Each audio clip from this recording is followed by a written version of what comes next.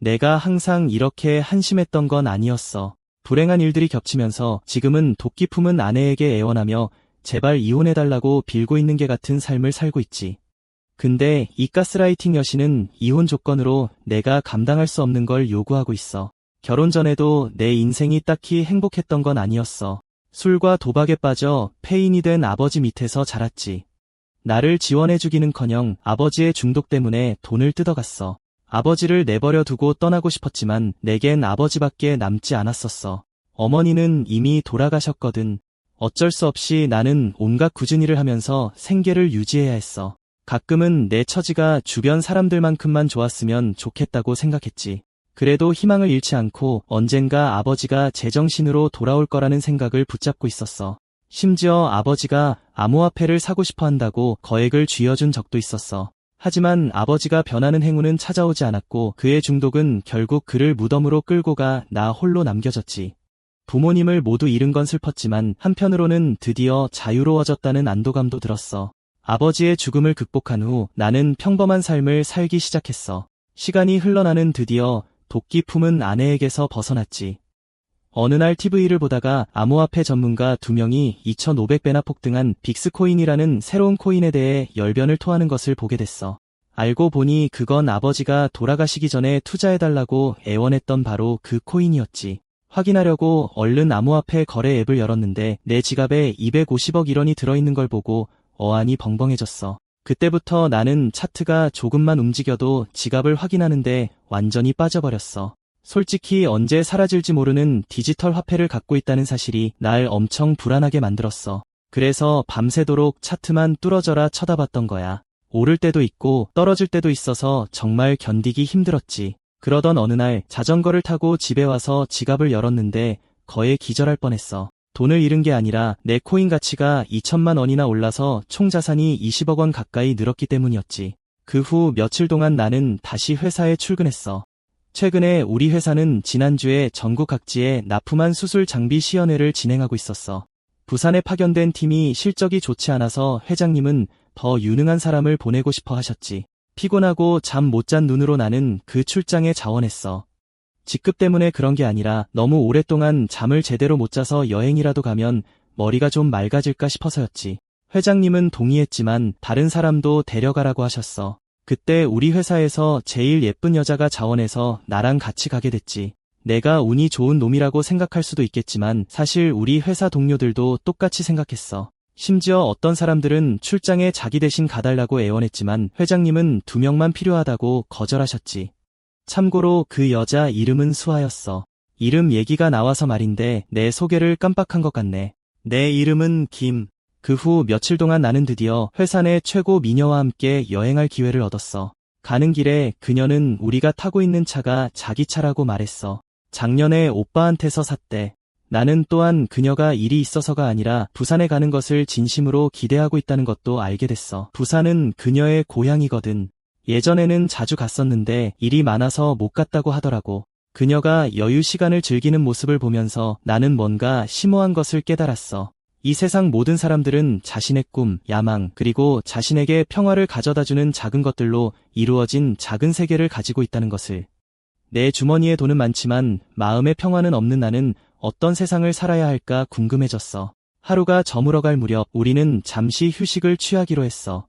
그때 그녀는 나에게 백화점에 같이 가자고 했어. 부산에 왔으니 쇼핑을 하고 싶다고 하더라고. 그리고 나한테 할 말이 있다고 했어. 나는 별 생각 없이 그녀의 의도를 의심하지 않고 바로 동의했지. 그런데 그날 쇼핑을 하면서 이상한 점을 발견했어. 온라인으로 쇼핑하면 훨씬 싸게 살 수 있는데 우리가 여기 있는 거지? 더 이상한 건 그녀가 나에게 정장을 골라달라고 하고 자기가 계산하겠다고 말했을 때였어. 내가 왜 그러냐고 묻자 그녀는 얼굴을 붉히며 부탁이 있다고 실토했어. 내가 계속 캐묻자 마침내 그녀는 고백했지. 부모님 앞에서 남자친구인 척 해달라는 거였어. 정말 어이가 없었지. 그녀는 여동생이 이미 남자친구와 사귀고 있기 때문에 부모님이 자기도 연애하길 기대하고 있다고 설명했어. 그 순간 내 심장이 두근거리기 시작했고 뱃속에 나비가 날아다니는 것 같았어. 결국 나는 고급 레스토랑에서 그녀의 부모님을 만났어. 솔직히 말해서 딸 자랑이 엄청나시더라고. 딸이 얼마나 완벽한지 계속 말씀하시는 거야.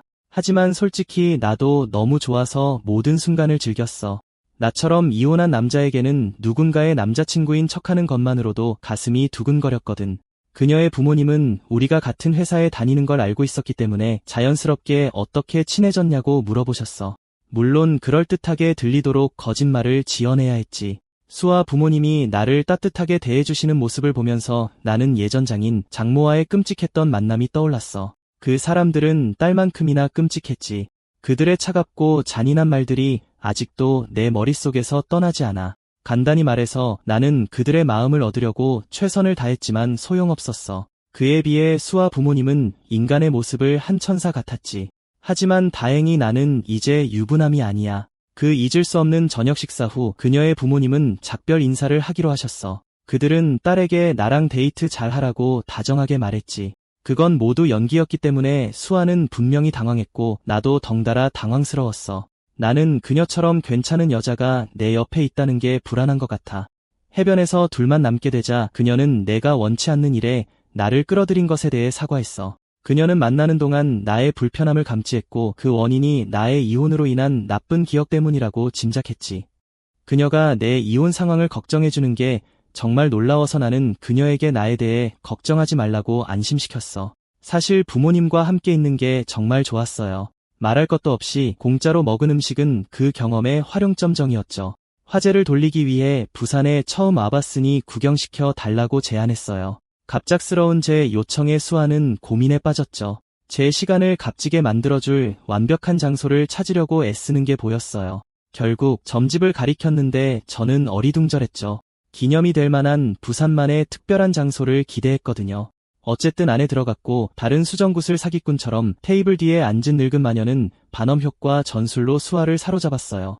그 모든 흔한 이야기들 중에서 그 마녀는 수아가 최근에 기회를 놓쳤다고도 말했어요. 그 순간 저는 이 늙은 마녀가 무슨 말을 하려는 건지 몰랐지만 수아가 저에게 감정을 고백할 기회를 놓쳤다는 거였어요. 그 늙은 마녀는 수아에게 곧 놓쳤던 기회를 다시 잡을 수 있을 거라고 확신시키며 이번에는 잡으라고 조언했어요. 수아가 늙은 마녀의 헛소리를 믿고 있는 동안 저는 신경도 쓰지 않았어요. 저에게 점은 사기일 뿐이니까요. 어쨌든 드디어 제 차례가 왔어요. 내키지 않았지만 수아는 방문을 의미있게 만들려고 제 미래도 알아봐야 한다고 주장했어요. 상황이 더 이상 나빠질 수 없다고 생각했을 때 그 늙은 마녀는 신경을 건드렸어요. 그 여자는 어쩐지 제가 순탄하게 자라지 못했고 가난하게 자랐다는 걸 알고 있었어요. 저 같은 사람은 부를 축적할 운명이라고 주장하며 계속 저를 놀라게 했어요. 지금은 시작일 뿐이며 앞으로도 행운이 계속 빛날 거라고 말했어요. 세계를 여행하며 새로운 경험을 쌓으라고 조언했어요. 그래야만 더 좋은 기회를 얻을 수 있다고 했죠. 그저 인생을 최대한 즐기면 기회가 쏟아질 거라고 했어요. 사랑이든 재물이든 원하는 건 뭐든지 얻을 수 있다고 했어요. 그녀의 말은 생각할 거리를 많이 던져주었고 쓰지 않는 돈에 대한 걱정만 더 커졌어요. 그녀가 한 말의 절반도 이해하지 못했지만 긍정적인 말을 들으니 기분이 좋았어요. 불행히도 그 짧은 행복은 늙은 마녀가 방금 해준 애매한 헛소리에 20만 1원을 요구하는 순간 사라졌어요. 마치 한 달치 쇼핑과 버스 요금이 그대로 하수구로 빠져나간 기분이었어요. 다행히 더 사기를 당하기 전에 그곳에서 빠져나올 수 있었어요. 다음으로 수아가 염두에 둔 곳은 해운대 시장이었는데 거기서 곰장어를 먹고 싶어 했어요.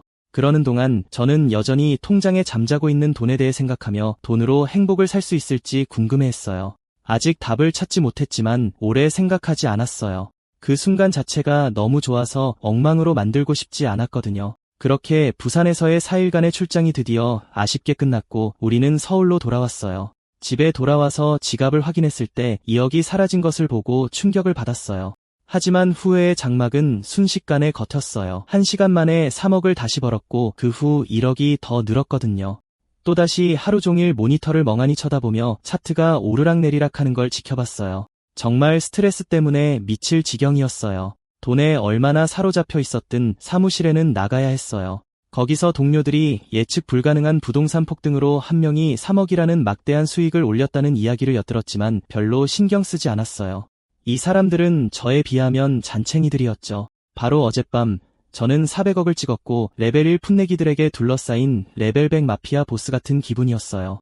곧 그들의 대화는 저에 대한 질투로 가득 찬 부산 출장 이야기로 옮겨갔어요. 저는 그들의 놀림을 피하고 화제를 바꾸려고 했지만 그들은 끈질겼어요. 마침내 그들 중 한 명이 팀 리더에게 요즘 주식이 너무 느리게 성장하고 있다는 이야기를 하면서 대화의 방향을 바꿨어요. 모두가 지금 빅스코인을 사러 몰려들고 있다는 소문이 있다고 말했어요. 이 코인의 가치는 몇 달 만에 급등했고 그것을 보유한 사람은 누구나 부가 8배로 늘어났어요. 엄청난 미래 잠재력이 있다는 소문이 있었죠. 그래서 당연히 그들은 모두 조금씩 사기로 결정했어요. 그러는 동안 저는 그저 조용히 그들의 말을 들으며 제가 훨씬 더 부자가 될 거라는 생각에 완전히 정신이 나갔지만 현실은 다른 것을 준비하고 있었어요. 집에 돌아와서 코인 가격을 확인했을 때 이미 15% 이상 폭락했어요. 계산이 맞다면 순식간에 60억을 잃은 거였어요. 말 그대로 눈에서 생기가 빠져나가는 것을 느꼈어요. 다음 날 직장에서도 머릿속에는 그 막대한 손실을 감수해야 한다는 생각뿐이었어요. 쉽게 말해서 그 돈은 기본적으로 45년치 연봉이었어요. 더 이상 손해를 보지 않기 위해 코인을 팔고 그냥 끝내버릴까 고민하기 시작했어요. 제겐 아직 340억이나 남아있었고 평생 쓰고도 남을 돈이었으니까요. 하지만 모든 것을 팔고 마침내 자유롭게 숨을 쉬려고 했을 때 참견하기 좋아하는 동료들이 끼어들어 제 우울한 기분에 대해 캐묻기 시작했어요. 속으로 혼란스러워하는 것을 숨기려고 했지만 그들은 제 휴대폰에서 암호화폐 거래 앱이 열려있는 것을 알아챘어요. 그들이 저도 암호화폐에 관심이 있다는 것을 알아차리는 데는 오래 걸리지 않았어요. 그들은 제가 얼마나 투자했는지 묻기 시작했고 저는 그냥 34라고 말했어요. 하지만 그 뒤에 뭐가 나오는지 말해주지 않았죠. 100만인지 10억인지 원치 않는 관심을 피하고 싶다면 그 정보는 저만 알고 있어야 했어요. 다행히 효과가 있었어요. 저는 또한 우울한 이유도 말해주었어요. 어제 있었던 하락 때문이었죠. 제 동료들은 서로를 바라보며 웃었고 저는 순간 혼란스러웠어요. 그 혼란은 그들이 어제 하락 후 이미 반등한 현재 코인 가격을 보여줬을 때 충격으로 바뀌었어요. 그 사람들은 친절하게도 저를 응원해주며 진짜 급등은 아직 시작도 안 했다고 확신시켜줬어요. 그들이 그 코인에 대해 자신감 있게 이야기하는 것을 들으면서 저는 다시 딜레마에 빠졌어요. 조금 더 보유해야 할까요? 제가 욕심을 부리는 걸까요? 하지만 어쨌든 큰 보상을 받았어요. 바로 다음 날 빅스코인은 또 다른 역사적인 돌파구를 맞이했어요. 가격은 2배 이상으로 올라 전 세계적인 센세이션을 일으켰어요. 그 막대한 상승과 함께 제 포트폴리오도 막대하게 확장되었어요. 갑자기 제게는 1000억 1원이 생겼어요. 다른 평범한 사람들과 마찬가지로 순전한 충격에 제 고환은 문자 그대로 목구멍까지 올라갔고 심장이 터질 것 같았어요. 겨우 진정시킨 후 저는 돈을 인출하고 끝내기로 합리적인 결정을 내렸어요. 하지만 또다시 탐욕이 발동하여 저를 망설이게 했어요. 내 안의 욕심이 형체를 갖춘 듯 조금만 더 버티라고 속삭이는 것 같았어. 그러다 문득 깨달았지. 한때 나에게 돈을 빌려달라 애원했던 아버지의 노력이 깃든 결과일지도 모른다고. 그 생각을 하자 내가 뭘 해야 할지 정확히 알게 됐어. 그 고생의 결실을 헛되이 할 순 없었지. 다음 날 수아는 사무실에 내가 없는 걸 알아챘어. 가장 먼저 떠오른 생각은 내가 또 출장을 갔을지도 모른다는 거였지. 동료들에게 확인하려 하자 내가 개인 휴가를 냈다는 걸 알게 됐어. 당연히 수아는 혼란스러웠지. 나는 별 볼 일 없는 인생을 사는 사람이었으니 수아의 혼란은 당연했어. 수아는 내가 잘 지내길 바랐을 뿐이야. 수아의 상상과는 달리 나는 페라리 매장에서 쇼핑을 하고 있었지. 줄지어 있는 차들 중에서 내 눈길을 사로잡은 건 페라리 458 이탈리아였어. 영업사원은 직업상 스펙과 특징을 줄줄 읊어댔지만 난 그런 건 아무래도 상관없었어. 나는 오직 외관에만 관심이 있었거든. 그래서 영업사원의 끊임없는 설명 대신 플래티넘 카드로 전액을 결제하려 했지. 어떻게 페라리를 쇼핑할 수 있는지 궁금할 거야. 솔직히 말하자면 아버지께서 깔아놓은 길을 따라간 거지. 나는 코인을 전부 팔았어. 미국 달러로 환산하면 약 1억 달러, 한화로 약 1000억 원이 넘는 돈이었지. 그 돈을 어떻게 써야 할지 감이 안 잡혔어. 그래서 페라리를 사게 된 거야. 계산이 끝나자 나는 모든 것에 초연한 멋진 남자처럼 매장을 나섰지. 하지만 속으로는 심장마비 직전이었어. 내가 산 차는 4억 9천만 원이었거든. 그게 얼마나 말도 안 되는지 알려주자면 20만 원 때문에 전전긍긍했던 나를 떠올려봐. 그럼에도 불구하고 나는 위시리스트에 있는 모든 걸 다 질렀어. 고급 차와 멋진 정장을 갖췄으니 다음은 멋진 고급 아파트를 구할 차례였지. 그래서 나는 망설임 없이 내가 사는 도시에서 가장 좋은 주택단지로 향했어. 주저하지 않고 접수 담당자에게 가장 좋은 아파트를 보여달라고 요청했지. 접수 담당자는 가장 비싼 아파트 중 하나를 보여줬어. 그렇게 고급스러운 곳을 사려니 왠지 어색했어. 이런 생활 방식에 익숙하지 않았거든. 아파트는 내 취향에 비해 너무 고급스러웠어. 화장실만 해도 옛날 집보다 더 컸지. 그리고 고층 아파트에서 보이는 경치는 평생 본 적 없는 광경이었어. 나는 바로 결심하고 계약을 진행했지. 끔찍한 재정 상황 때문에 포기해야 했던 것들이 많았어. 하지만 이제 돈이 많으니 더 이상 참을 필요가 없었지. 아파트를 샀을 뿐만 아니라 전세금을 한 번에 다 냈어. 그건 내 개인적인 위시리스트 중 하나였지. 전액을 테이블에 올려놓자 접수 담당자들의 놀란 표정이 돈의 가치를 더 느끼게 해줬어. 수아를 빼놓을 수 없지. 두 동료가 사무실에서 다정하게 키스하려는 찰나 수아가 들이닥쳐 내 주소를 캐묻기 시작했어. 수아의 강렬한 시선에 두 사람은 얘 그렇게 내 주소를 알고 싶어 하는지 의아해했지. 짐작했겠지만 수아는 내가 그날 결근해서 걱정했던 거야. 아파서 나를 보러 오고 싶었던 거지. 수아의 갑작스러운 부탁에 동료를 그렇게 걱정하는 게 정상인지 의문을 품었어. 어쨌든 그는 내 주소를 몰랐기에 정중히 거절하고 대신 문자를 보내겠다고 약속했지. 예상대로 조금 뒤에 메시지를 받았는데 갑자기 나를 보러 오고 싶어 한다니 놀랐어. 괜히 걱정하게 만들었다는 생각에 사과하고 주소를 보냈지. 수아는 종엽에게 내 주소를 받아서 고마워했어. 수아가 너무 들떠 보이자 종엽은 수아가 나를 좋아하는 게 아닌가 의심하기 시작했지. 결국 두 사람은 함께 나를 찾아오기로 했어. 진심으로 내가 어떤 곳에 사는지 궁금했고 기대하고 있었지. 하지만 도착하자마자 충격에 빠졌어. 내가 산 고급 아파트에 감탄했을 거라고 생각하겠지만 사실은 벌레가 들끓고 더러운 지하실 방으로 불렀거든. 나는 이삿짐을 싸고 있었어. 종엽은 특히 그곳의 상태에 혐오감을 느꼈지만 수아는 완전히 다른 감정을 느꼈지. 비좁고 지저분한 아파트를 보고 나서야 얼마나 열악한 환경에서 살 수 있는지 깨달았거든. 이혼 후 혼자 사는 내가 안쓰러웠던 거야. 이사하는 김에 두 동료는 내 짐을 싸고 옮기는 것을 도와주겠다고 친절하게 제안했어. 나는 짐에 먼지가 묻을까 봐 싫었지만 그들은 계속해서 도와줬지. 주차장에서 그들의 시선은 갑자기 허름한 주차장에 주차된 페라리를 향했어. 당연히 혼란스러웠겠지. 그 차가 내 차라고는 상상도 못했을 거야. 건물 주인의 차라고 생각했겠지. 하지만 현실은 그들의 생각과는 달랐어. 그 차에 짐을 실으라고 말하는 순간 그들의 뇌는 멈춰버렸지. 여전히 믿지 못하고 다른 사람의 페라리 옆에 서 있는 줄 알았겠지. 하지만 내 차라고 확인시켜주자 입이 떡 벌어지는 순간으로 변했어. 한편 종엽은 내 연봉, 할부금, 기타 비용을 계산하며 머리를 굴리고 있었는데 말이 안 됐지. 하지만 놀라움은 이제 시작이었어. 이번에는 내 새 아파트를 보여주고 싶어서 흔쾌히 따라 나섰지. 둘 다 초대하면서 아주 작은 디테일 하나를 깜빡했어. 내 차는 2명밖에 탈 수 없어서 1명은 따로 오라고 했지. 처음에는 수아가 혼자 가겠다고 했지만 종엽은 물러서서 수아에게 양보했어. 페라리를 탈 기회를 놓쳐서 속으로 울고 있을 게 분명했지. 수아는 고급차를 처음 타봐서 긴장한 게 당연했지. 수아와 함께 타니 지난번 여행이 생각났고 자연스럽게 수아 부모님도 떠올랐어. 장모님, 장인어른 얘기가 나와서 하는 말인데 부모님도 은근히 저와 결혼하길 바라시는 눈치였어요. 물론 저는 가짜 남편 노릇은 절대 하고 싶지 않았죠. 그때 수아 씨가 진지한 표정으로 저를 돌아봤어요.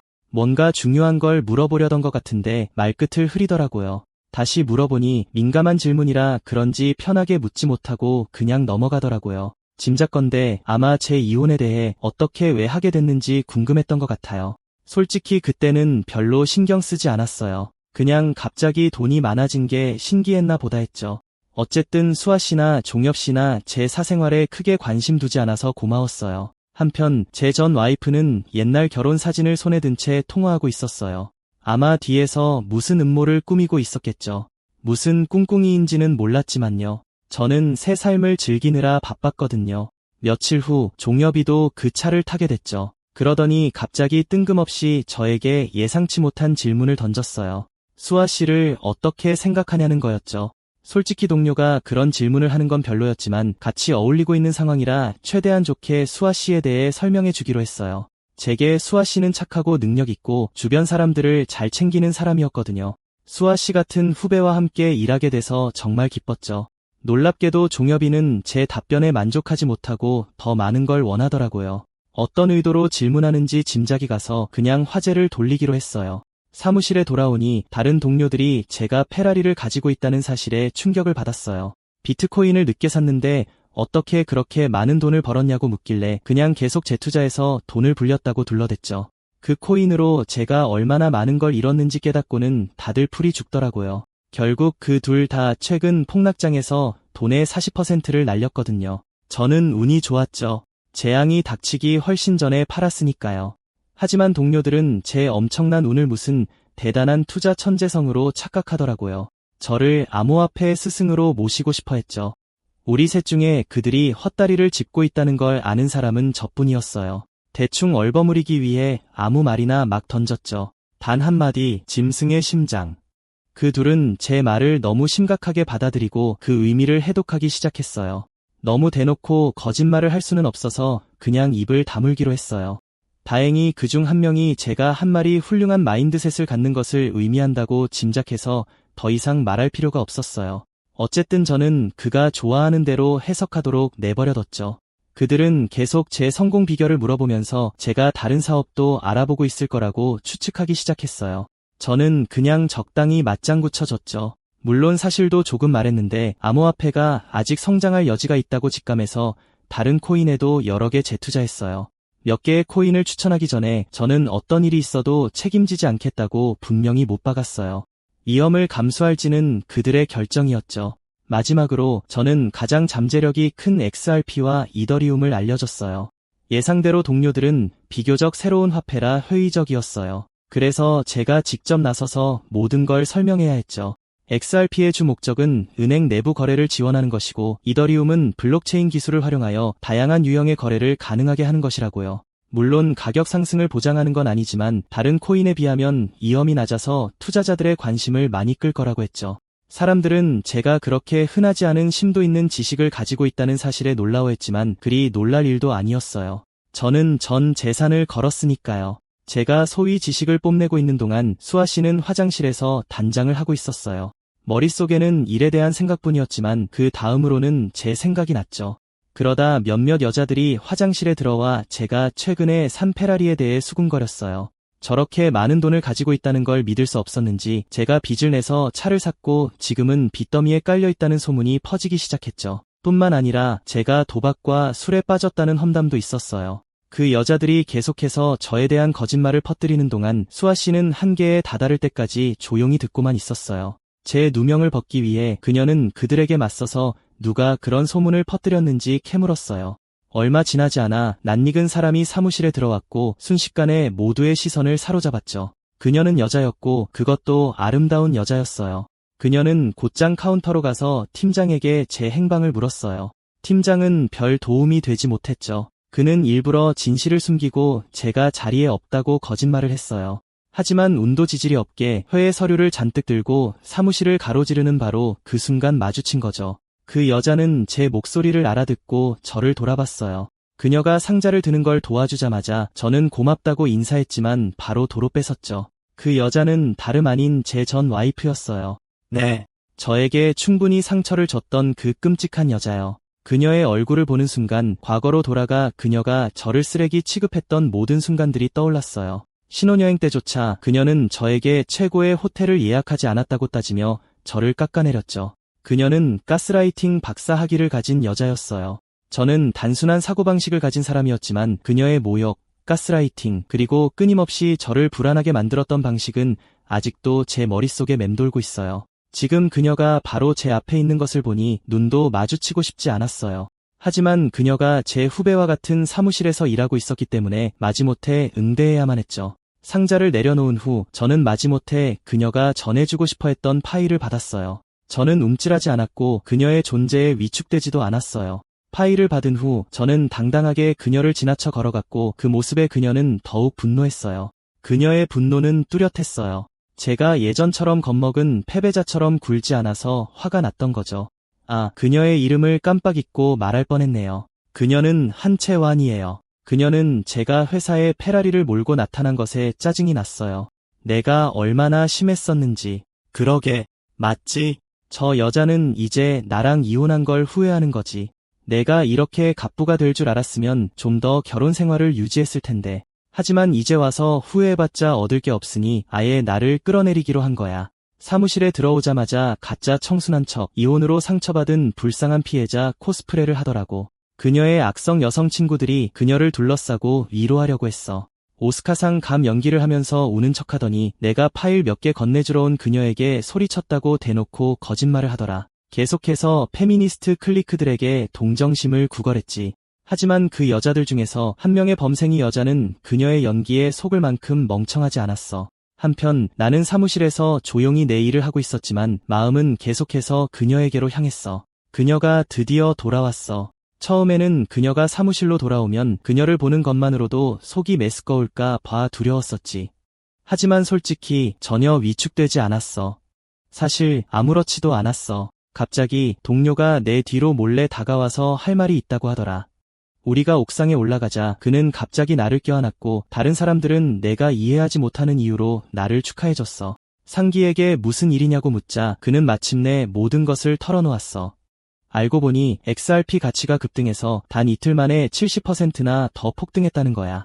그 말을 듣자마자 나는 깊은 생각에 잠겨서 이번 급등으로 내가 얼마나 벌었는지 머릿속으로 계산했어. 알고 보니 내 XRP 투자만으로 무려 1000억까지 폭발적으로 증가했고 그 숫자의 순수한 놀라움으로 땀을 뻘뻘 흘렸지.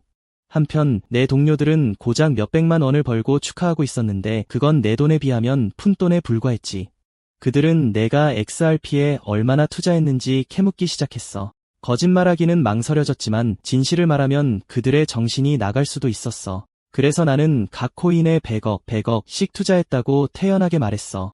물론 그들은 그렇게 엄청난 숫자를 듣고 충격을 받았지. 그것은 내 실제 투자의 20%에 불과했는데도 말이야. 100억을 투자했으니 그들은 내 수익이 약 70억 정도 될 거라고 생각했어. 그러더니 그들은 보유해야 할지 판매해야 할지 묻기 시작했어. 하지만 나는 책임을 지고 싶지 않아서 그들에게 알아서 결정하라고 말했어. 알다시피 나는 XRP의 갑작스러운 급등이 어딘가 수상하다고 느꼈어. 원래 은행 거래 속도를 높이기 위해 설계된 통화가 갑자기 튀어오르는 것은 말이 안 되잖아. 내가 생각할 수 있는 유일한 설명은 탐욕이 예상보다 더 강하게 암호화폐 시장을 휩쓸고 있다는 것이었어. 이틀 연속 멈추지 않는 이익은 보통 큰 일이 일어나고 있다는 것을 의미해. 그들이 내가 무엇을 할 계획이냐고 묻자 나는 아직 판매할 의향이 없다고 간단히 말했어. 내 동료는 내가 탐욕스러워지고 있을지도 모른다고 생각했지만 나는 모든 사람이 탐욕스럽게 행동하고 있으니 또 다른 급등은 불가피하다고 생각했어. 그날 내가 암호화폐로 대박을 쳤다는 소문이 회사에 빠르게 퍼졌어. 젊은 나이에 부자가 된 사람의 화려한 이야기는 모든 사람의 관심을 끌기에 충분했지. 곧 내 이름이 모든 대화에서 언급되고 있었어. 모두가 내가 대박을 쳤고 다른 사람들도 조금이나마 돈을 벌도록 도왔다고 이야기하는 동안 내 망할 전처는 그 모든 것을 듣고 있었어. 예상대로 그녀는 완전히 충격을 받았고 너무 충격을 받아서 바닥에 커피를 쏟아 모든 사람의 시선을 사로잡았지. 장면 전환, 카페 안에 앉아있는 수아. 그녀의 존재만으로도 눈에 띄었고 주변 모든 사람들의 시선을 사로잡았어.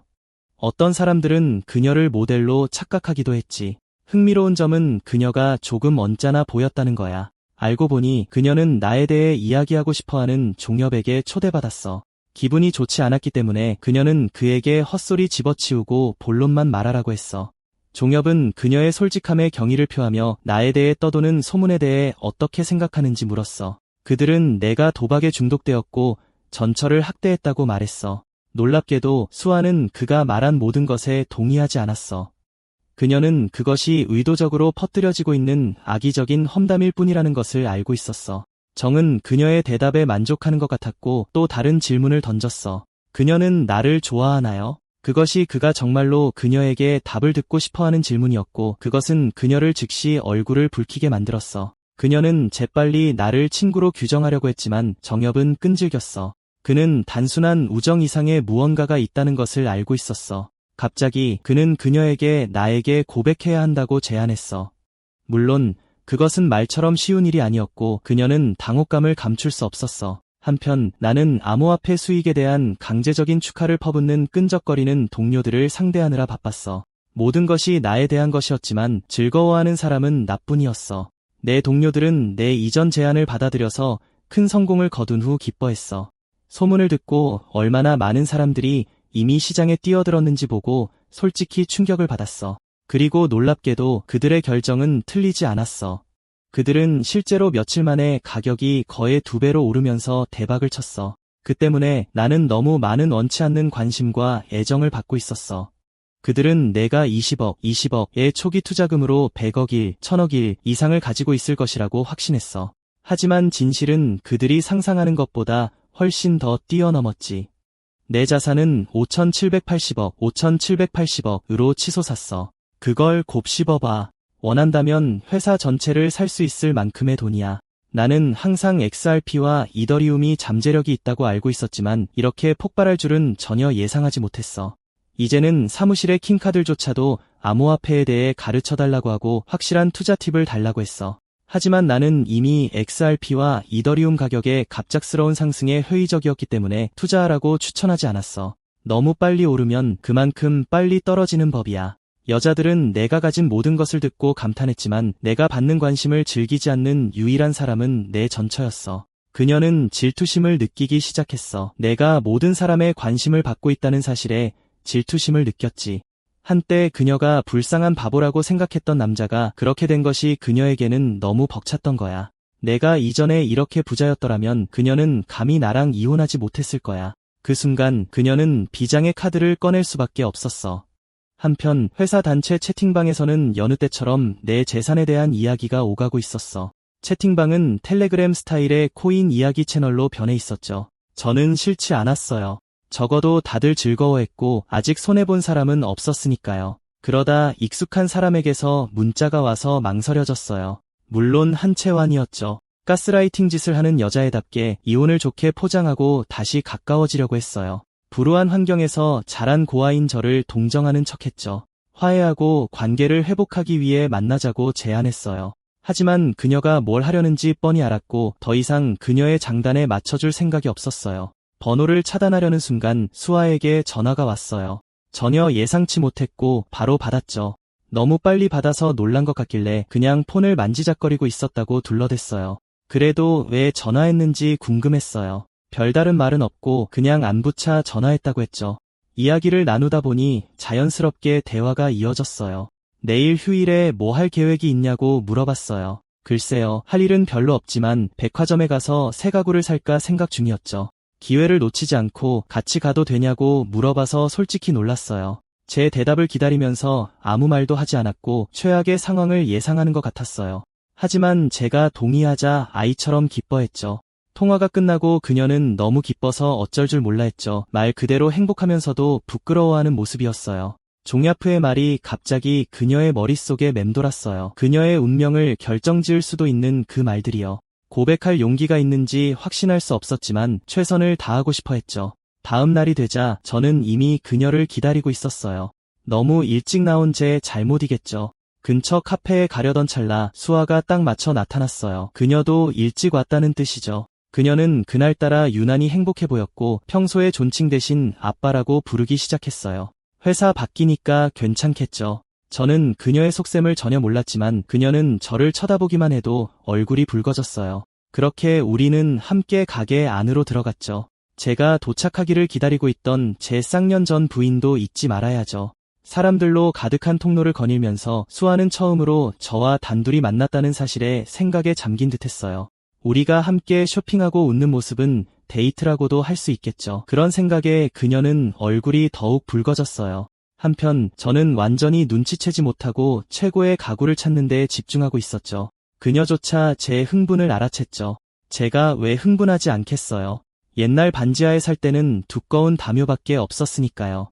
이 고급스러운 원단의 편안함만 느껴도 신이 났어요. 거의 200만 원이 넘는 돈을 들여 담요 3개를 산 후 무선 청소기를 샀어요. 그리고 최신 냉장고, 세탁기, 물론 소파도 몇 개 샀죠. 결국 원하는 모든 것을 샀고 총 비용은 5,600만 원이 나왔어요. 진짜 저는 쇼핑이 너무 재밌었어요. 돈이 엄청 많으면 쇼핑이 즐거워요. 그렇게 사치스러운 물건들을 다 샀는데도 제 저축액은 거의 줄어들지 않았어요. 그 정도 돈이 있다는 건 마치 비디오 게임에서 치트코드를 쓰는 것 같아요.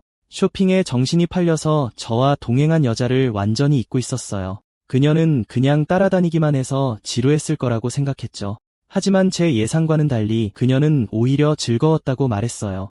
저와 너무 즐거운 시간을 보내고 있다는 것을 깨닫자 정육에 고백하라는 제안이 떠올랐어요.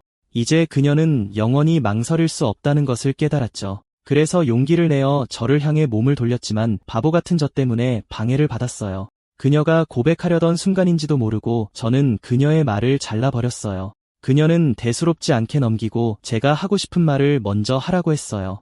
하지만 그녀가 급한 일이 아니라고 하자 제가 말을 시작했는데 또 다른 생각 때문에 방해를 받았어요. 저를 버려두고 간 후 완전히 미쳐버린 제 쌍년 전 부인도 잊지 말아야죠. 제가 나타나지도 않았다는 사실에 그녀는 미칠 지경이었어요. 다음 날 여느 때와 마찬가지로 제 동료들은 XRP로 얻은 수익을 축하하고 있었어요. 이쯤 되니 회사 전체가 저를 중심으로 코인 중독자가 되어 있었죠. 한때 코인을 도박이라고 불렀던 나상국 차장은 드디어 첫 수익을 맛보고 정신을 잃었죠. 내가 부패에 참여하지 않으면 그건 나쁜 거야라는 말을 그대로 보여주는 사람이었죠. 이어진 2달 동안 이더리움은 3배, XRP는 10배나 올랐어요. 이 엄청난 수익은 가장 올바른 사람조차 탐욕스럽게 만들었어요. 사람들은 항상 큰 돈을 벌면 탐욕스러워지지 않을 거라고 믿지만 현실은 그 반대죠. 쉬운 돈이라는 미끼를 물면 이미 함정에 빠진 거예요. 그때부터 도덕과 원칙이 사라지기 시작하고 무모한 행동을 연이어 하게 되는 거죠. 그 다음 기다리는 것은 항상 재앙이죠. 저는 연못 속의 고래라서 미끼를 물고 낚일 가능성이 적었을지 모르지만 면역은 아니었어요. 아직도 아버지의 조언이 기억나요. 게임에서 유리하다고 해서 이기는 건 아니라고요. 포커 테이블에서 일어나 칩을 손에 쥐고 있어야 승리라고 할 수 있는 거죠. 회사 채팅방에서는 두 이름이 모든 메시지에 계속 등장했어요. 제 이름과 XRP요. 나상국 차장은 모든 글을 읽으면서 질투심에 휩싸여 있었죠. 그는 제가 칭찬받을 자격이 없다고 믿었고 단지 운이 좋아서 부자가 된 거라고 생각했어요. 그는 자기가 저보다 더 잘 안다고 생각했어요.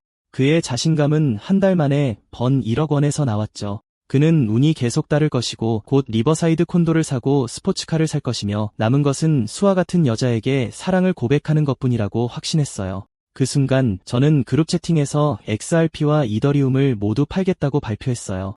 일부 동료들은 제 갑작스러운 결정에 믿을 수 없어 했죠. 반면 나상국은 제가 그런 시기에 파는 건 미친 짓이라고 생각했어요. 그는 자기가 저보다 똑똑하다고 믿었고 심지어 다른 사람들을 설득하려 들었죠. 자신이 상관하기에 나는 그 그룹에서 무모한 사람이었죠. 그래도 침착하게 내 논리를 설명했어요. 시장이 너무 빨리 상승했고 조정은 불가피했어요. 물론 모든 사람의 마음을 바꿀 수는 없어서 마지막 메시지를 남기고 채팅을 종료했어요. 다음 날 안명욱 팀장님을 만났어요. 안 팀장님이 저를 다른 곳으로 옮겨달라고 요청했어요. 이 사람은 저를 옥상으로 데려가더니 제 등을 쉴 새 없이 쳤어요. 상사님은 제 암호화폐 투자 조언을 자랑스러워했어요. 저는 편지를 열기 시작하며 그에게 2주 휴가 통지를 부탁했어요. 어쩐지 안 팀장님은 준비가 안 된 듯 제가 사직서를 내는 줄 알았대요. 그의 얼굴은 정말 웃겼어요. 왜 나 같은 부자가 이런 엉망인 직장을 그만두지 않냐고 묻더라고요. 수아 씨와의 대화를 떠올리며 저는 그녀에게 미국에 방문할 계획이라고 말했었죠. 문제는 제가 경험과 지식이 부족했고 그걸 빨리 고쳐야 했어요. 신기하게도 수아 씨의 말은 그녀의 입에서 나오지 못했어요.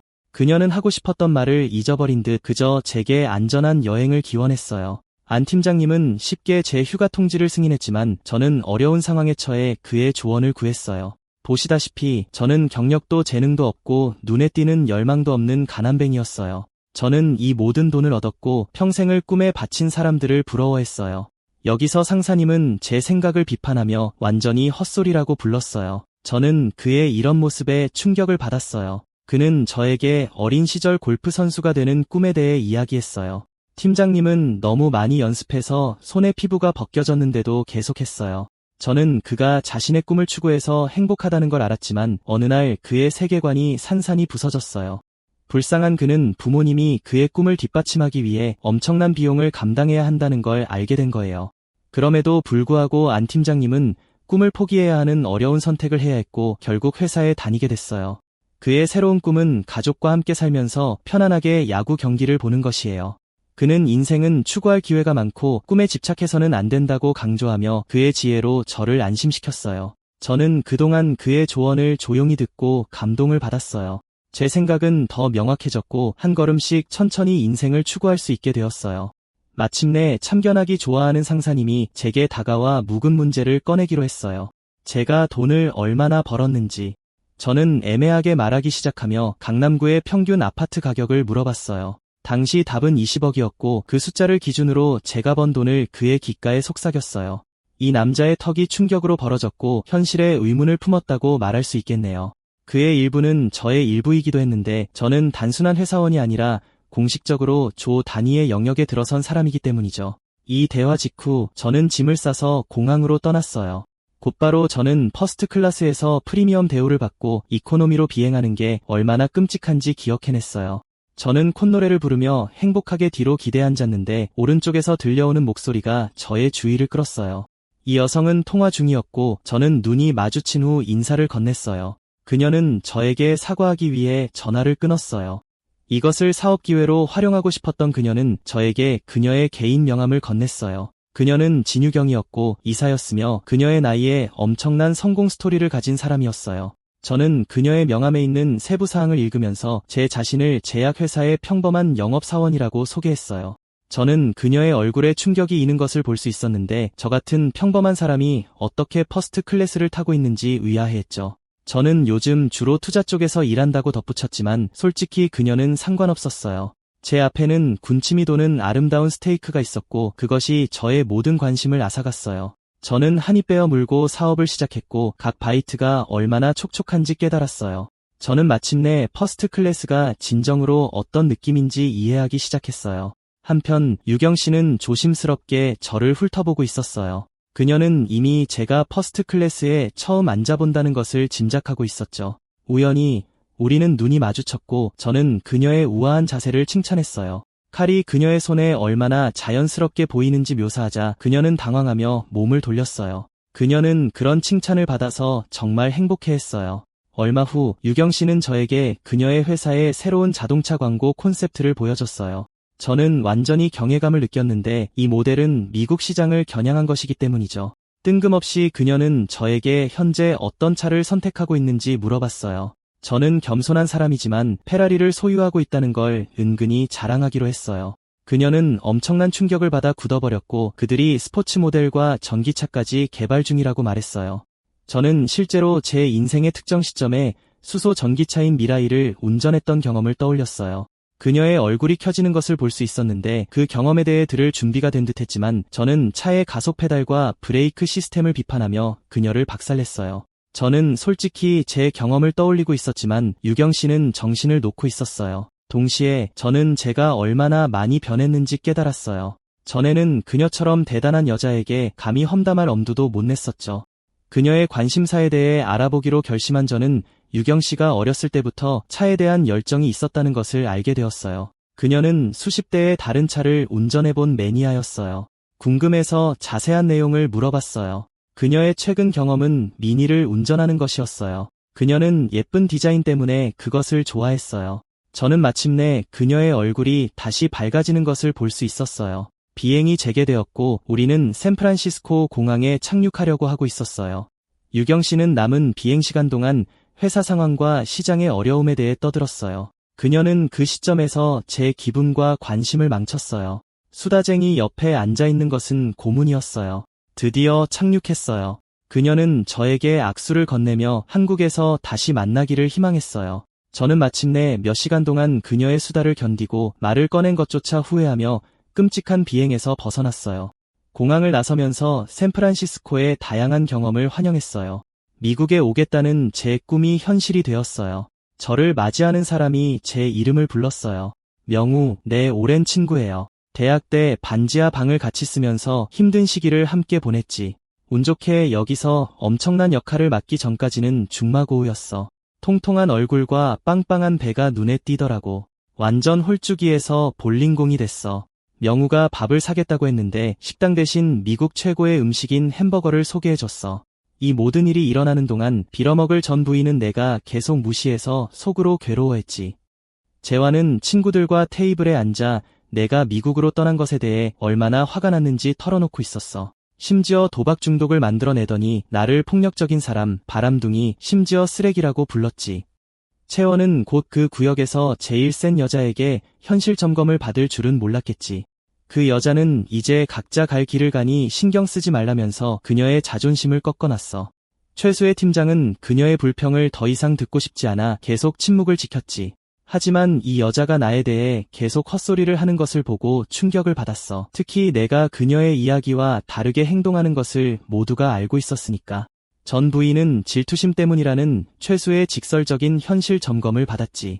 전 부인은 그 말을 견디지 못하고 일어나 팀장의 심한 말에 불평하며 가버렸어. 화장실에서 정신 나간 전 부인은 최수희에 대한 불만을 쏟아내며 모든 분노를 표출했어. 채원은 아무도 자기 헛소리를 믿지 않는다는 걸 깨달았지.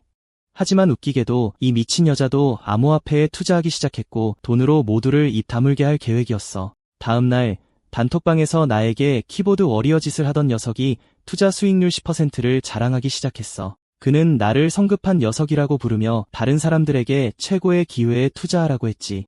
웃긴 건 동료들조차 그의 자만심을 알아챘다는 거야. 안 팀장은 투자 아이디어에 푹 빠져 더 빨리 과감하게 행동하지 못한 것을 후회했지. 그의 마음은 온통 코인 생각뿐이었어. 사장님이 딜레마에 빠져 있을 때 그의 친구는 내 직감을 믿고 자신이 가진 모든 금액을 팔았다고 아무렇지 않게 인정했어. 현실은 코인은 오르락내리락 하는 것이지만 오르는 코인을 팔고 언제 그만둬야 할지 아는 것은 정말 대단한 용기가 필요한 일이지. 그는 내가 모든 코인을 팔라는 메시지를 읽는 순간 무엇을 해야 할지 알았어. 미국으로 돌아와서 햄버거 세트를 즐기며 진정한 기쁨을 느끼고 있어. 명우는 내 방문 기간 동안 나를 챙기고 싶어 했지만 내가 이미 NBA 선수들보다 돈을 더 많이 벌었다는 걸 몰랐지. 명우는 두 미국인에게서 나오는 목소리에 끌렸어. 그들은 그를 칸이라고 불렀는데 나에게는 이상한 이름으로 다가왔지. 크리스와 헬레나는 그의 새로운 미국 친구들이야. 그와 함께 테이블에 앉아 그들은 그의 역학제어 모델 작업을 칭찬했어. 흥미로워서 나는 즉시 그것에 대해 물어봤고 그것이 자동 운전을 위한 소프트웨어라는 것을 알게 됐지. 안경을 쓴 범생이 크리스는 오로라라는 스타트업 회사를 운영하고 있어. 헬레나도 비슷하게 친환경 제품에 집중하는 회사를 운영하고 있어. 나는 그들이 모두 기업가라는 것을 알고 그들의 시작 경험에 대해 묻지 않을 수 없었어. 크리스는 어려운 시기이긴 하지만 기업가들은 보상을 경험하기 위해 어려움을 헤쳐나간 사람들이라고 확인해줬어. 그것은 멋진 광경을 보기 위해 산 정상에 오르는 것과 다름없었지. 나는 그들 둘 다 존경스러웠어. 크리스는 실리콘밸리의 훌륭한 아이디어를 현실로 만드는데 책임이 있는 명우의 뛰어난 재능을 강조했어. 그의 프로그래밍 기술은 햄버거 중독에도 불구하고 최고 수준이야. 나는 훌륭한 사람들과 함께 시간을 보내며 여행에 돈을 쓴 것이 가치 있다는 것을 깨달았어. 그날 밤 칸은 나를 자기 집으로 데려갔어. 샌프란시스코의 경쟁적인 환경 때문에 이 작은 집은 엄청난 비용이 들지. 그는 바로 맥주를 던져주며 어떻게 여기에 오게 됐는지 알고 싶어 진짜 질문을 시작했어. 맥주를 몇 캔 마신 후 나는 그에게 내 이혼에 대한 모든 것을 설명했어. 오랜 친구는 채원이 내 인생에서 사라졌다는 소식을 듣고 정말 기뻐했지. 그는 내가 암호화폐에서 구원을 찾았다는 사실에 진심으로 기뻐했어. 미국에서도 비슷한 행운을 얻은 사람들이 많았고 그들 중 일부는 자신의 코인을 만들었다는 것도 알게 되었어. 이것은 나에게 충격을 주었지만 비트코인의 영향 때문에 일리가 있는 새로운 아이디어였어.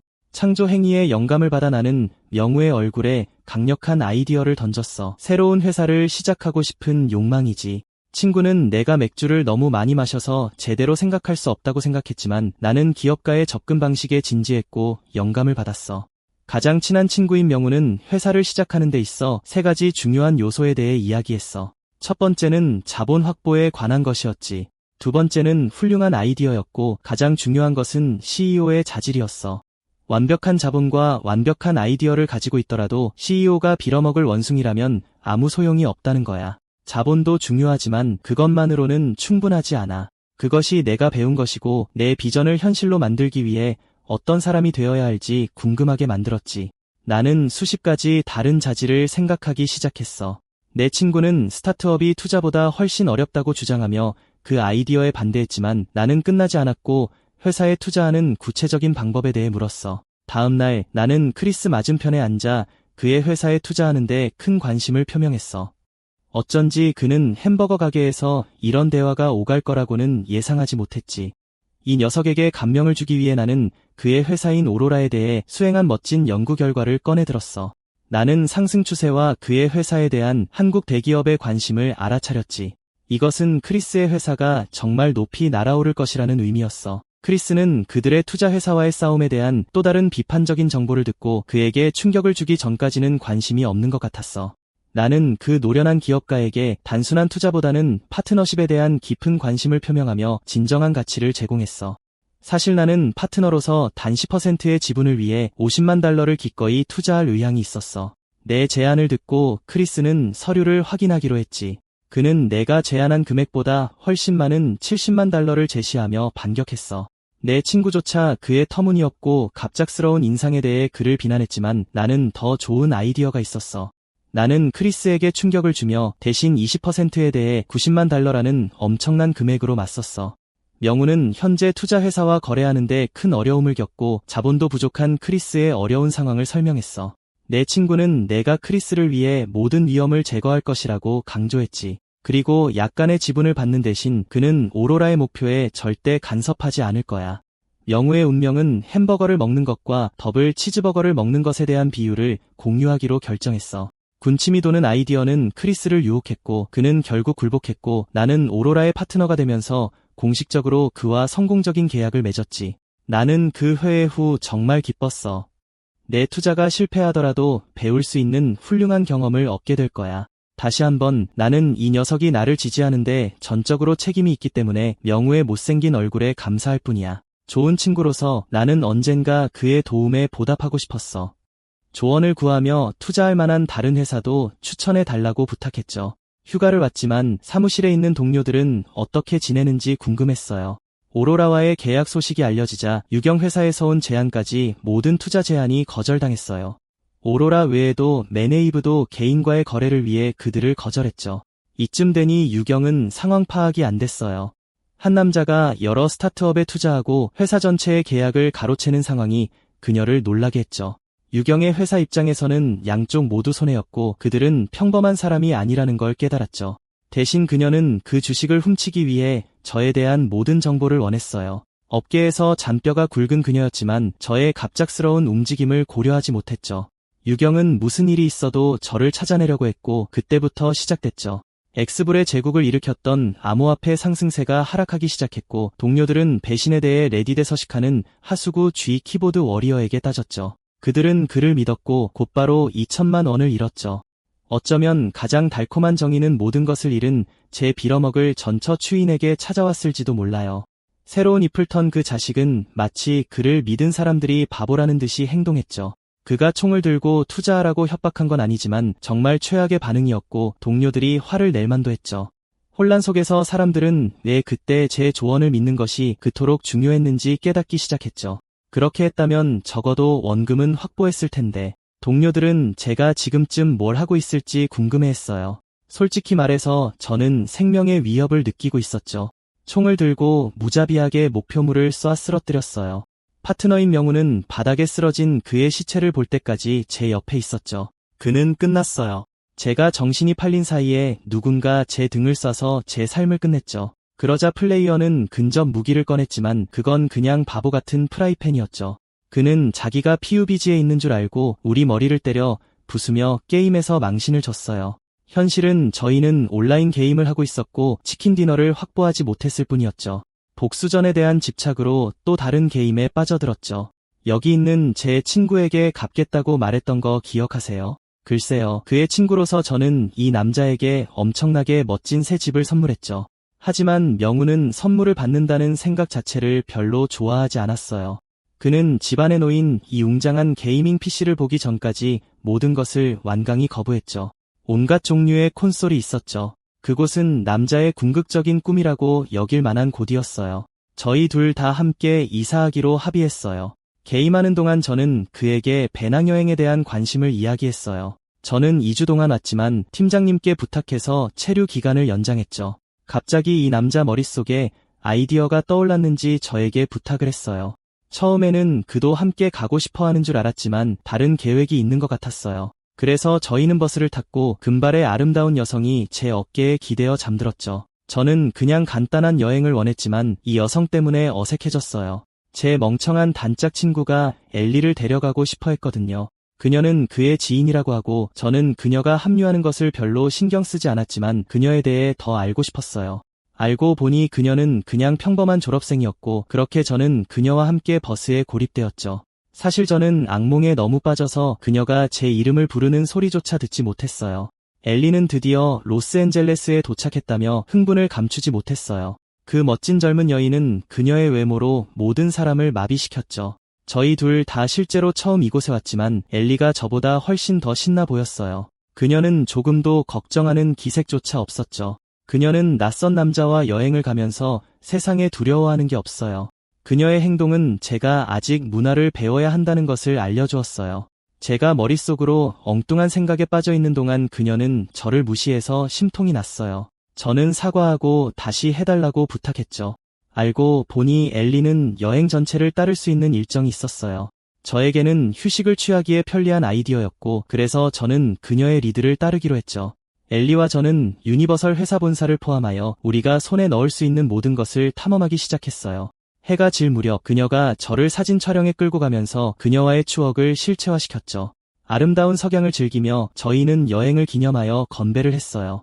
엘리는 제가 그녀를 따라다니느라 지쳤다고 생각했지만 사실 저는 그녀와 함께 주변을 탐험하는 것이 정말 즐거웠어요. 그녀가 없었다면 나를 이렇게 탐험하지 못했을 것이고 그래서 저는 감사했어요. 저에 대해 더 자세히 알고 싶어 그녀는 제가 미국에 온 것에 대한 관심에 대해 물어봤어요. 저는 간단하게 다른 문화에 대해 궁금했다고 말했죠. 그리고 나서 그녀에게 똑같은 질문을 했어요. 알고 보니 갓 졸업한 그녀는 직장 생활을 시작하기 전에 신선한 공기를 마시고 싶어 했어요. 그 똑똑한 젊은 여성은 월스트리트에서 일자리를 확보했고 그녀의 인생이 바빠질 것을 알았죠. 저는 그녀의 업적을 듣고 턱이 빠지는 줄 알았어요. 엘리의 가장 큰 꿈은 세상이 기억할 만한 그녀의 분야에서 엄청난 비즈니스 계약을 성사시키는 것이에요. 저희에게 술을 따라주며 저는 그녀의 노력에 행운을 빌며 두 번째 건배를 제안했죠. 저는 제 자신의 야망의 성공도 포함시켰죠. 저희 둘 다 언젠가 서로 만나 사업을 함께 하게 될 것이라고 생각했어요. 밤에는 저희는 묵을 호스텔 방을 구했어요. 다행히도 놀랍게도 저희 방에는 저희 말고는 아무도 없었어요. 엘리는 침대에 앉아 마치 최고급 요리처럼 보였고 저희끼리만 있어서 좋다고 말했죠.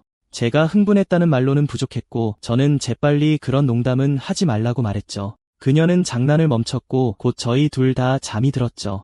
하지만 안절부절 못하는 저는 도저히 잠을 잘 수가 없었어요. 그녀가 아무렇지도 않게 저희가 잠자리를 같이 한다는 뉘앙스를 풍기는 것은 제 예상 밖에 있었어요. 제 순진한 엉덩이는 그녀의 제안을 거절하지 못할 뻔했지만 그렇게 하는 것은 명우의 이름을 더럽히는 것이 될 것이었어요. 그것이 제가 앞으로 제 세 번째 다리를 조심해야 한다는 것을 깨달은 방법이에요. 다음 날 밤 저희는 할 수 있는 한 최대한 즐거운 시간을 보냈어요. 아름다운 그녀는 섹시한 수영복을 입고 왔어요.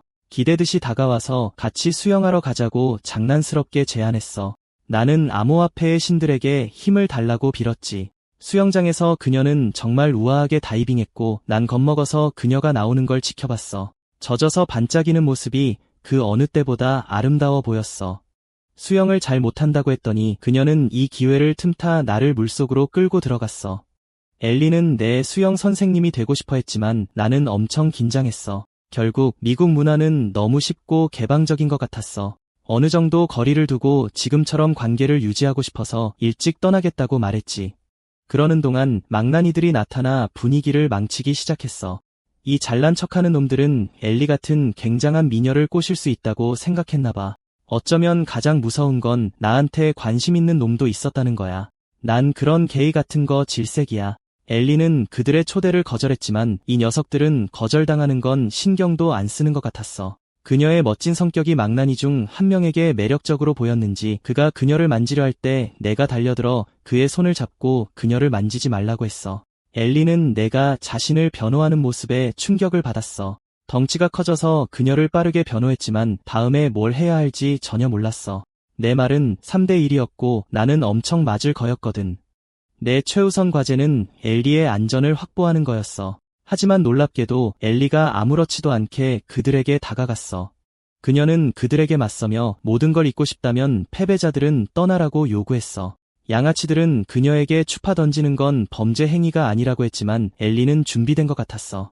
갑자기 경비원들이 어디선가 튀어나왔고 뭐라고 말해야 할지는 모르겠지만 그 3명 중 게이 녀석은 여전히 흥분한 것 같았어. 마초처럼 보이는 거구들이 그 멸치들에게 여자들을 희롱한 죄로 따라오라고 태연하게 말했어. 그렇게 그들은 휩쓸려갔고 엘리와 나는 음료를 마시며 즐거운 시간을 보냈어. 경비원들은 심지어 그들의 불운한 상황에 대해 보상까지 해줬는데 한국과 비슷한 관습이지. 엘리는 나에게 훨씬 더 흥미를 느끼는 것 같았어. 그녀는 내 배경, 내 삶에 대해 듣고 싶어 했어. 나는 멍하니 그녀를 쳐다보다가 불행했던 어린 시절을 털어놓았지. 나는 부모도 없이 끔찍하고 가난한 삶을 살았어. 엘리에게 망한 결혼 생활에 대해 이야기하기 시작하자마자 그녀는 즉시 나 대신 화를 내며 채완을 나를 엉망으로 대한 마녀라고 불렀어. 그녀는 내가 전 부인의 헛소리를 견뎌낸 슈퍼맨이라고 생각했고 솔직히 그녀 말이 맞을지도 몰라. 동시에 엘리는 왜 누군가 나에게 관심을 가졌는지 이해하더라고. 그녀는 나의 가장 좋은 자질들을 나열하기 시작했는데 내가 얼마나 존경심이 있는지 그리고 어떤 여자든 그런 점에 반할 거라고 강조했어. 그녀의 밝은 미소는 마치 나에게 추파를 던지는 것처럼 느껴졌고 결국 우리는 그만 자러 가기로 했어. 호텔방에서 쉬면서 나는 조금 진정되는 것을 느꼈어. 그 시간 동안 엘리의 멋진 외모와 밝은 성격을 생각하지 않았다고 말하면 거짓말일 거야. 일에 집중하면서 나는 시장을 확인하고 XPPL의 엄청난 몰락에 대해 알게 되었어. 다른 암호화폐들도 마찬가지였지. 모두 엄청난 손실을 경험했어. 나는 제때 팔아서 정말 다행이라고 생각했어. 엘리가 갑자기 이상한 시간에 내 방으로 와서 나는 재빨리 문을 열어 그녀를 맞이했어. 나는 그녀의 몸에 감긴 실크 드레스를 보는 순간 뇌가 녹아버리는 줄 알았어. 그래, 나는 다른 남자들처럼 정신이 나갔어. 그녀에게 말을 걸려 했지만 그녀는 내 입술에 손가락을 댔어. 바로 이 순간 나는 그녀와 하룻밤을 보내게 될 거라는 걸 알았어. 그녀는 내 침대를 공유하며 라스베이거스의 야경에 대해 물었어. 나는 그것이 가장 아름답다고 생각했고 산타모니카 해변이 자연의 아름다움으로 그것과 대조를 이룬다고 덧붙였어. 나를 더욱 자극하면서 엘리는 이렇게 이야기하는 게 괜찮냐고 물었어. 물론 이 여자는 엄청나게 매력적이었지만 나는 끝까지 순결을 지키기 위해 한국 국가를 부르고 있었어. 그녀는 내가 그녀의 시도를 피하려 한다는 것을 깨닫고 이유를 물었어. 나는 시트를 움켜쥐고 내 두려움에 대해 말했어. 나는 이미 한 번 결혼에 실패했고 지금 당장 한순간의 쾌락 때문에 모든 것을 잃을까 봐 무서울 정도로 두려워. 그 생각은 매력적이었지만 엘리는 내가 관계를 복잡하게 만들고 싶지 않은 좋은 친구야. 내 설명에 그녀는 정말 실망했어. 대안으로 그녀는 밤새도록 함께 이야기하자고 졸랐어. 나는 괜찮았어. 우리는 여러 가지 주제에 대해 이야기하다가 나는 골아떨어졌어. 그녀는 여전히 깨어 있었고 내가 일찍 기절한 것에 실망하며 내 얼굴을 만지작거렸어. 이 순간을 기회로 삼아 그녀는 즐겁게 내 몸에 바짝 다가왔어. 내 바지 속에 들어가지 못한 아쉬움에도 불구하고 그녀는 포옹으로 밤을 마무리했어. 다음 날 우리는 멋진 여행을 마치고 서로 작별 인사를 나눴어. 엘리는 한국으로 돌아갈 내 계획에 대해 궁금해했어. 나는 그녀의 추측을 확인하고 작별 인사를 했지만 그녀는 망설이다가 나를 가장 따뜻한 포옹으로 덮쳤어. 그녀는 온몸, 심지어 스트레스 해소용 공까지 밀착시키며 한국에 도착하면 꼭 연락하라고 졸랐어. 잠시 동안 나도 그녀를 안고 싶었지만 망설이다가 멈췄어. 나는 비행기에 탑승하여 공항을 떠나며 길었던 여행의 끝을 회상했어. 나는 미국에서 야심찬 사람들과 귀중한 관계를 맺었는데 한국에서는 결코 즐길 수 없었던 사람들이었지. 각 도시는 훌륭했고 나름대로 독특했어. 이 모든 것은 막대한 자본에 의해 추진되었지. 미국이 그렇게 번성하는 것을 보면서 내 안에서 꿈이 불타올랐어. 더 많은 것을 하고 더 큰 위험을 감수하고 더 멀리 나아가고 싶다는 욕망이. 무엇보다도 나는 그 어느 때보다 더 많은 돈을 벌고 싶었어. 나는 억만장자들이 왜 노년에도 열심히 일하는지 항상 궁금했어. 그들이 그래야만 해서가 아니라 돈을 버는 것이 가장 흥미진진한 모험이기 때문이지. 드디어 나는 공항에 도착했고 그곳에서 내 친구가 큰 기쁨으로 나를 맞이했어. 종은 혼자 온 게 아니라 수아도 함께 데려왔어. 그녀는 나를 맞이하며 여행에 대해 물었고 나는 그녀를 보자마자 기분이 좋아졌어. 우리는 이야기를 나누었고 종엽은 아마 우리가 주고받는 모습을 보며 최고의 조력자라고 느꼈을 거야. 배가 고파서 우리는 점심을 먹기로 했어. 물론 나는 그들을 5성급 호텔로 데려갈 예정이었지. 그동안 채원이는 계속 연락했지만 난 그녀에게 전혀 관심 없었어. 나는 아파트의 편안함을 즐겼지. 미국의 놀라운 경치에도 불구하고 나는 여전히 내 집 풍경에 더 끌렸어. 마침내 나에게 연락한 모든 사람들의 메시지를 확인했어. 영우와 엘리는 나에게 신나는 소식을 전해줬고 나는 미국을 더 자주 방문할 미래 계획을 생각했지. 메시지들 중에서 채원이의 것을 발견했어. 그녀는 마치 나 없이 지내는 게 손해인 것처럼 감정적인 문자를 보냈어. 이 여자는 마치 낭만적인 철학가처럼 행동하며 나를 사랑한다고 고백했어. 그 메시지를 읽는 것만으로도 소름이 돋았어. 분명히 이 여자는 치료사와 상담이 필요했어. 한편 채원이는 내가 또 그녀를 무시할 거라는 걸 알면서도 혼자서 저러고 있었지. 그 낭만적인 면은 위협적인 면으로 변했어. 처음에는 나를 바보라고 불렀고 그러고는 그녀가 인생을 정리했다는 위안을 삼으며 직장 생활이 복잡해질 거라고 위협했어. 나는 그녀가 두려워서 다시 차단했고 그 악녀와 이혼하기로 한 결정을 다시 한번 확신했어. 다음 날 나는 동료들을 위해 기념품을 잔뜩 들고 사무실에 왔어. 정말 충격적이게도 모두가 흥분한 기색 없이 절망에 빠져 있었어. 몇몇 동료들이 나를 반겨줬어. 내 조언을 따른 사람들은 이익을 얻고 제때 암호화폐에서 빠져나왔지. 그것 때문에 나는 이 사람들이 좀비처럼 행동하는 이유가 나상국의 엉터리 조언 덕분에 엄청난 손실을 봤기 때문이라는 것을 깨달았어. 95% 폭락을 경험하는 것은 쉬운 일이 아니었지. 그러고 나서 나는 나를 더 빨리 환영하지 않았다고 놀리는 팀장들을 봤어. 회의실에서 나는 그들에게 비싼 시계 2개를 줬고 그들의 손은 경외감에 떨렸지. 둘 다 롤렉스였는데 신입 시절부터 나를 지지해준 팀장들에게 감사의 표시였어. 안 팀장은 그런 선물을 받는 것을 껄끄러워했어. 둘 다 감사했지만 즉시 시계를 돌려주고 싶어 했지. 나는 그 가격이 내 지갑에 스크래치도 내지 못한다고 안심시켰고 그래서 그들이 가져가도 괜찮다고 했어. 그때 나는 충격적으로 내가 돈을 잃었다는 소문을 알게 됐어. 어떤 미친 광대가 내 사무실의 모든 사람에게 거짓말을 한 거야. 이 사람의 정체를 생각하며 나는 옥상에 섰어. 문제의 그 사람이 왔어. 돈을 잃은 나에게 가짜 동정을 주는 비열한 자식 상국이었어.